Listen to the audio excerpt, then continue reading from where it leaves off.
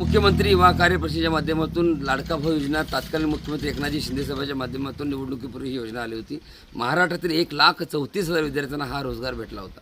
पण आज बघता बघता 6 महिने परत 5 महिने असा 11 महिन्याचा कार्यकाळ संपलेला आहे। म्हणून गेले अनेक दिवस वेगवेगळ्या माध्यमातून सरकारला स्मरण करून देण्यासाठी सांगली असेल, नाशिक असेल, देहू ते मुंबई पायदिंडी असेल किंवा मुंबई आझाद मैदान असेल, त्यानंतर पुन्हा आता हिवाळी अधिवेशन आहे। त्या अनुषंगाने येत्या 9 तारखेला नागपूरमध्ये हिवाळी अधिवेशनाच्या अनुषंगाने मोठ्या प्रमाणामध्ये 1,34,000 विद्यार्थी त्या ठिकाणी माननीय एकनाथ शिंदे साहेब, माननीय इंद्रजी फडणवीस साहेब, माननीय अजित पवार साहेबांच्याकडे साकडं घालणार आहे। जर आमच्या ह्या हिवाळी अधिवेशनामध्ये हा मार्गस्थ पुन्हा जर विषय नाही मार्गस्थ लागला किंवा ह्या मुलांना न्याय जर नाही भेटला, ह्या मुलांना मुदतवाढ असेल किंवा पुढे ह्या मुलांचं काय जे काम नंतर तुम्ही आम्हाला जे अप्रेंटिसशिप दिली होती 11 महिन्यात संपलेलं, मग आम्ही पुढे काय करावं?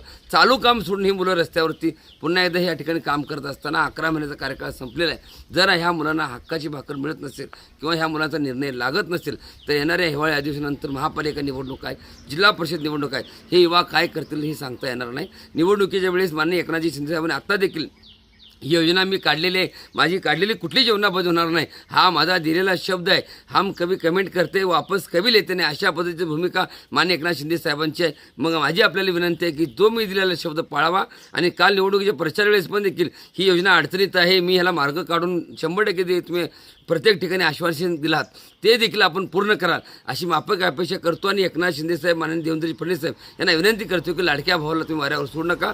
जर ह्या मुलांना न्याय भेटला नाही, ह्या हिवाळी अधिवेशनामध्ये ह्या मुलांचा निर्णय लागला नाही तर येणाऱ्या काळामध्ये तुम्ही विचार देखील करू शकणार नाही। अशा पद्धतीचं महाराष्ट्रामध्ये एक वेगळं समीकरण बघायला भेटेल, एवढ्याच्या माध्यमातून सांगतो।